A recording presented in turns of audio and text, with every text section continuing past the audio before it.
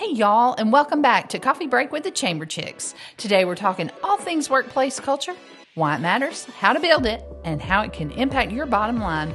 We're joined today by Sara Fornes of NoFo Brew Co, where she's been shaping the incredible employee culture from day one.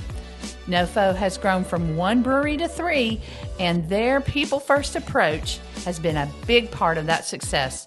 So grab your coffee, and let's talk about what it takes to brew a great workplace.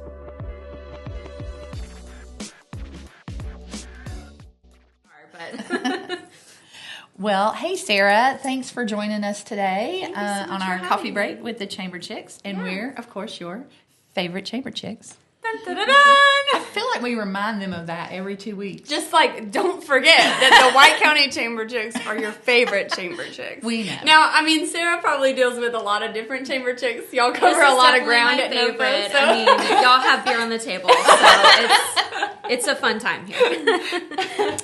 Okie doke. So, Sara, tell us a little bit about what you do at NoFo and jump right in. So I am the Director of HR, Culture, and Compliance. So long title there.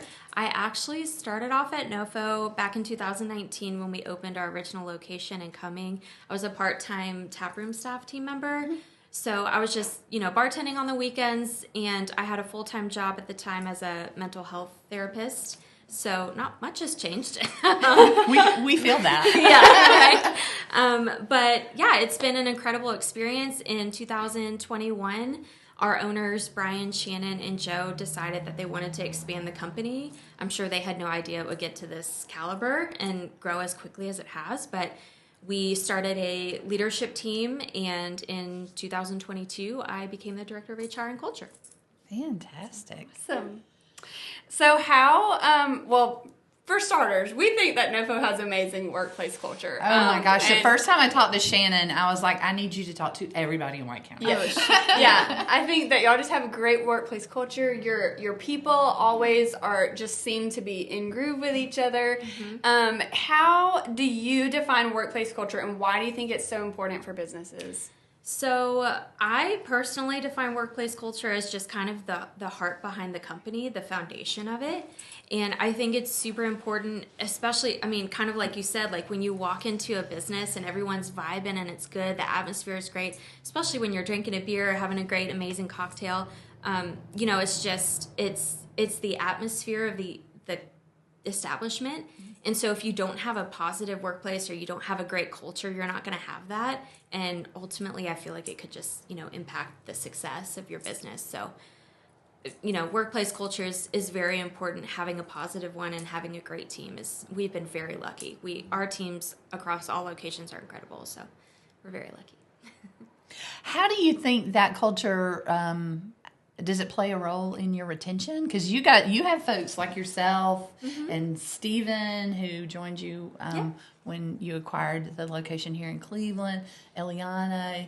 How do you think that impacts your retention of your employees? Absolutely. I mean, in this industry, the service industry, really whatever industry that you're working in, there's going to be some turnover. It's mm-hmm. just inevitable.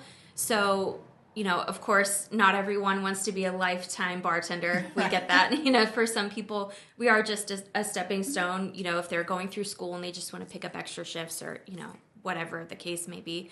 But I think that having a positive workplace culture definitely impacts your turnover. Based on our industry, you typically see higher turnover rates. We have been very fortunate over the last almost 6 years that we've been in business. We've done less than 10% turnover rate. Oh, wow. So it's very, and we have because your industry is probably like 80%. It's insane. we have a great team. Our team is not that big right now. We're just at 41 people. But when we started, we just had 12, original team members, and most of those are, a lot of those are still on our team today, which is great. I was one of them. We have our Director of Operations, Chris Rogers, mm-hmm. who is also, an OG member. We also have our Director of Brewing Distilling Operations, Johnny Bradley. He's incredible. He's, the mastermind behind all these. His team is amazing. They've won awards for their beer and spirits. So, it's just all these team members have moved up, and that's also one thing that's really great. And what I love about this company is we take care of our people. So would you have any tips for other businesses, how to take care of your people, how to create that ladder of progression? Yeah, so one thing I think is really important is just establishing trust with your team. If they trust you, they're going to want to stay with you. They're going to want to see what opportunity they have to move forward or to grow with your company. And so trust, I think, is huge. What Brian, Shannon, and Joe were really great at is having very clear and transparent communication with us. So when they were able to, they explained the why behind certain decisions. They were always there to listen to our suggestions, being, front facing with customers. So I think that's really important, just having the trust with your team and communicating with them, because ultimately at the end of the day, people just want to feel valued and heard. Mm-hmm. So if you can make your team feel like that, then they're not going anywhere. Yeah. And so my background is the hotel industry, and I would 1000% agree. You have to listen to that front line because they hear the things you don't hear. Mm-hmm. Exactly. Absolutely. And I think I liked what you said earlier about how sometimes you're just a stepping stone for people, or sometimes you allow them to grow into that, because I think that sometimes businesses get either really focused in on, okay, these people are going to be with me forever, 35 or they years. think, oh, well, this is just, a college student working for me part-time, and I know they're not going to stay. But I think, like, having that availability to say, like, if you need to go, that's good, and we're good. Or if you want to stay, that's good. And you build that, like, repertoire with them. Yep. And even if they may move on, I think then you've allowed them to, like, bring in their friends and say, oh, hey, I had a great job at NoFo, and they were great with me. And even though, I just think that's really good to be able to acknowledge that you can't be everything to all people, and but you allow them to find their place in whatever works.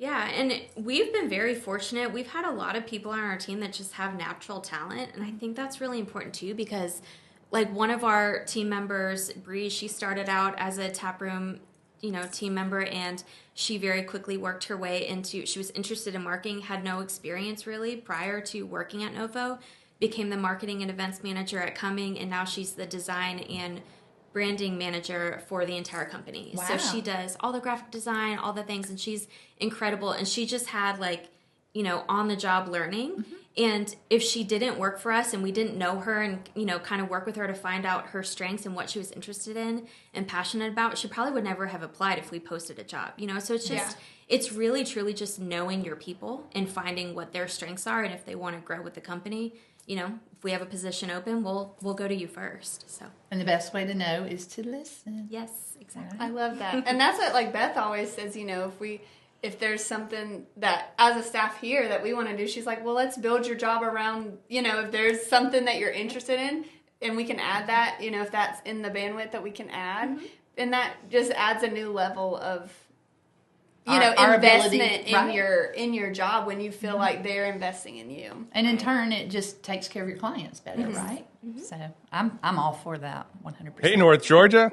This is Eric Miller from Yona Mountain Vineyards. The White County Chamber's Eat Near Home campaign is back from March 8th through the 31st, giving you exclusive deals at some of your favorite local restaurants. From Thai to Mexican, Southern comfort to classic German flavors, enjoy it all right here in White County. Find all the offers on the Eat Near Home Passport at whitecountychamber.org. So how do you think that a positive workplace culture ultimately affects a company's bottom line? Because that's what matters at the end of the day, right? Yeah, if you're not making enough money, you can't pay them. Yes, exactly. So I think that having a positive workplace culture, so I say this to everyone that's in the hiring process for joining our team in any capacity. You can tell when you walk into a bar or brewery or, any establishment really, and the team doesn't get along. It's the camaraderie that we have with our team, I think, is so special and unique in this industry, because I've been in this industry for a very long time. Kind of embarrassed to say how long at this point, but I'm getting She's getting 12. There. Yes, 2 whole years. No, so it's been a while, but I've worked for companies before where everyone, the team just didn't get along. They didn't hate, they didn't like each other. You could tell as a customer walking in there, and you're like, ooh, I don't know, this is awkward. I don't really want to be a part of any of this. You feel like you walked into some awkward situation. Yeah. And so those places, you can see those are usually the first to go because they don't have that client base. I think our team has developed so many personal connections with the communities that we've had the opportunity to serve that they love coming there, not just because the beer's incredible, the cocktails are incredible at our Cumming and Gainesville locations, but it's the people, and the people enjoy being together, and there's a camaraderie amongst the team, and the energy is just light and fun, and it's a fun place to be. Mm-hmm. So, side note, we have a friend who lives in Flowery Branch, and no shade to Gainesville because this started long before Gainesville opened, but he will drive from Flowery Branch to come up here to Cleveland just to hang out, just because he likes hanging out. Yeah, I mean, the team's incredible up here. We were very lucky with, the process of how we acquired and became, had the opportunity to serve Cleveland community, and this team is incredible. Mm-hmm. They're so awesome. They're friendly. They hang out outside of work all the time, as does our Cumming team, our Gainesville team. So they're great. Yeah, and I heard you say when you're interviewing, you can tell. Mm-hmm. So this culture, working on your culture even starts at the interview stage. Oh, absolutely. So our process is, we start with a phone screen that's usually with me, and then depending on what role they're applying for, they'll move on to other interviews in the process. But I guess that's where my, people sense comes in. My education was primarily, psychology. I actually have a master's in forensic psychology, so I've done a lot of learning how to read people, and I think that's probably one of the main ways I use my degree in this role, other than my incredible beer taste. But I'm not sure how those are connected, but okay. So it's funny because there are other directors that are hiring for their teams, and they're like, okay, so how do you know if they're a good fit? And I'm like, I can't explain it. It's truly just a feeling I have. I'm like, this person's going to do really well here, or that, they've got it. I can't explain it. I'm trying to formulate it, but no, I'm with you. It's hard. I think I have that same sort of, when it's right? Yeah. It may take me a little longer. Can't always do it over the phone, but yeah. Yeah, I mean, it's a longer process than just a phone conversation, but yeah, I can usually tell. So I also hear you say rushing into hiring is not always. No, we don't like to do that. In the beginning, I mean, there are certain positions where it is, a bit of a time crunch because you do want to have, the person coming in and training, especially if we have somebody that's exiting our team for whatever reason. So, it's not something you really want to rush, and you want to get a good sense of the person. But, hiring in general there's always a risk to it. Mm-hmm. You really, you could have the best feeling. You could be like, oh, this is going to be the perfect fit, and it might not work out. Mm-hmm. And that's okay. Life goes on. Yeah. So I've talked a lot about Cleveland and Cumming and Gainesville, but some of our friends, in case you haven't picked up by this point, maybe I should have started this. So some of our friends out there don't know the expansion of NoFo. So can you take us back to the beginning in Cumming, and then lead us up to where we are in the major NoFo NoFo empire? Yeah, we're taking over. So in 2019 we opened our original location in Cumming. Then in 2023, we had a very busy year. And understatement of the year. Right. In June of that year, we opened our Cleveland location, which is incredible. And then in August of that year, we opened our Gainesville location, also incredible. And then we also, in 2024, we kind of went international. Mm-hmm. So we are part of a sponsorship of the Walsall Football Club in the UK.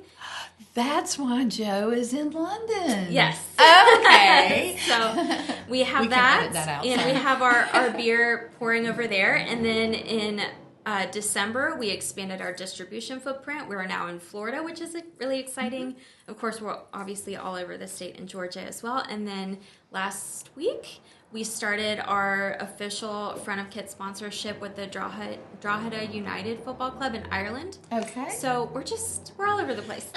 It's been a busy So you're branching out beer in Ireland. How hard is that? It is not easy. There's a lot of conversions you have to do with, recipes and everything. But, we're working with great teams over there that are, really excited about the brand. And so we're really excited to see what happens in Ireland. That's and the super UK. cool. That's some really fast growth. Yeah. How do you ensure that your culture is applied as you grow? And it was quick. Yes. And consistent. I feel like I've been in this role for 10 years at this point. But it's arguably, I think, one of the most important aspects of my job is making sure that the culture stays consistent. And, the owners kind of nicknamed me the keeper of the culture. And so I take I that. love that. Yeah. I think that's your new job title. Right. My fun job title. So I am very lucky to be able to have such a simple and transferable culture. It's complex in the sense that it can mature when we expand and grow, but we basically have 5 what we call core convictions, and it's community, hospitality, unique, adventurous, and camaraderie. And so as a leadership team, we always kind of go back to that. And if a decision that we make or a partnership that we're, interested in, or we have an opportunity to, go global or do whatever we're doing, if that doesn't fit in with those 5 things, we don't do it. That's it. It's that simple. So it's, making sure that, yes, our culture stays consistent, but we also know that in each community, it is unique to that community. So, there's a sense of, moldability, I guess, where you have to be able to have your team know the culture and stay true to it, but also true to the community you're serving. I love that. It's true. Because you're in 3 very different communities here in Georgia. And now the UK. And now Ireland. Very unique. Very, very unique.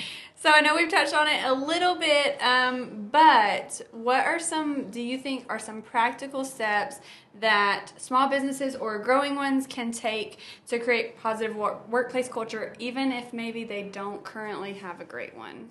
So the biggest thing I think really is having a very clearly defined mission. What's your company about, and what do you believe in as a company, and then not forcing it on your team. It's okay if people do not agree with the culture. Naturally they'll work themselves out. So I think, having a very clear culture and then being able to grow that and not change it a lot is really important. And then just being honest and communicative with your team and explaining things and making them feel like they have some sense of ownership with the culture, the heart of the company, and the overall, mission of what you want to do. Because everybody does. Yeah, everybody does. So if you give people like a sense of belonging to something, they're more likely to have that loyalty to the company and, really be invested in it. And so at NoFo, what's really important for us is we teach our culture too. So I think that's really important for businesses that want to create a positive culture, is being able to teach it on a regular basis and not just like throw your convictions or your core values on the wall and be like, this is what we believe in. We're never going to talk about it again. There we go. Yeah. Or anything. And, I mean, but see. see, we believe in honesty. But yeah, I think just what we do at NoFo is we have culture workshops. So every quarter, we get our entire company together. We talk about the culture. We highlight 1 or 2 of the core convictions. And we ask our team, what do you think about it? Like, our customers, do you feel like you're embedded in the communities? Like, what can we do better? Always asking your team, like, what we can do better is huge. So, listening to your team, having trust in your team, clear visions, clear expectations. And I think all of it, again, goes back to listening to your team. Yep. Truly, like, you're working together, and in a lot of these industries, especially service industry, your team is the representative of your brand, and if they don't believe in your brand, they're not going to work out, and you're not going to have customers that want to come back. I think the biggest attraction for us is our team loves our culture, and you can see it when you walk in our tap rooms. So. Amazing. Love it. I do so much. And we would be terrible hosts of Coffee Break with the Chamber Chicks if we didn't ask, what's your go-to coffee order? Oh, gosh. Okay, well, I am in love with Farmhouse. I know they're local. We understand. So we have a location. You have a location. We have a location in Gainesville too, but I love coming to this one also. But yeah, I'm a pretty simple girl. I like a vanilla latte. I like something caramel, however you want to say it. So I'm easy. Easy. And also, And she brought Also, she she brought brought her own us coffee porter today. I NoFo stout did. with coffee. This is my Porter Boy. It was actually one of our original beers that we had on the wall in 2019. Obviously, this is a new barrel, but so this is our coffee porter, and it's incredible. Awesome. So go-to coffee, caramel latte or vanilla latte, but also this. secondary, My Porter Boy, depending on the coffee time porter. of the day, So, Awesome. well, thank you Sarah, so much for sitting down with us today and taking time to share about NoFo's We love your culture. Yes, Love we what think you it's guys are awesome. doing. Thank you so But much. thank y'all so much for tuning in for this episode of Coffee Break with the Chamber Chicks. We will see you next time. Love See you. you, love you. Bye. I did it wrong. Oh my gosh, do it again. See you, love you. Bye.